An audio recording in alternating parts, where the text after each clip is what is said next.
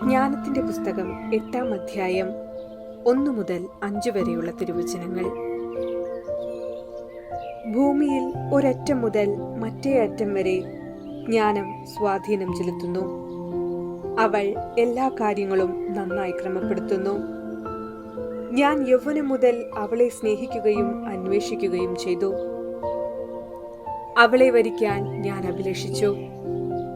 അവളുടെ സൗന്ദര്യത്തിൽ ഞാൻ മതിമറന്നു. ദൈവത്തോടൊത്ത് ജീവിച്ച് തന്റെ കുലീന ജന്മം അവൾ മഹത്വപ്പെടുത്തുന്നു. എല്ലാറ്റിന്റെയും കർത്താവ് അവളെ സ്നേഹിക്കുന്നു. ദൈവത്തെക്കുറിച്ചുള്ള ജ്ഞാനത്തിന്റെ ആദ്യപടി അവളാണ്.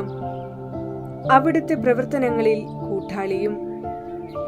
ധനസമ്പാദനം ജീവിതത്തിൽ അഭികാമ്യമാണെങ്കിൽ സർവവും സാധ്യമാകുന്ന ജ്ഞാനത്തിലുപരി ധനമെന്തുണ്ട്? ഓർമ്മിക്കുക, നമ്മുടെ അമ്മയായ പരിശുദ്ധ കന്യകാമറിയം ദൈവത്തോട് ചേർന്ന് നിന്നവളാണ്. അതുകൊണ്ടാണ് ദൈവദൂതൻ പറഞ്ഞത്, ദൈവകൃപ നിറഞ്ഞവളെ സ്വസ്തി, കർത്താവ് നിന്നോടുകൂടെ. മറിയം തന്റെ ദൈവൈക്യം തീക്ഷ്ണതയോടെ ജീവിച്ചതിന്റെ ഫലമാണ് ദൈവമാതൃത്വ പദവും പരിശുദ്ധാത്മാവിന്റെ മണവാട്ടി സ്ഥാനവും.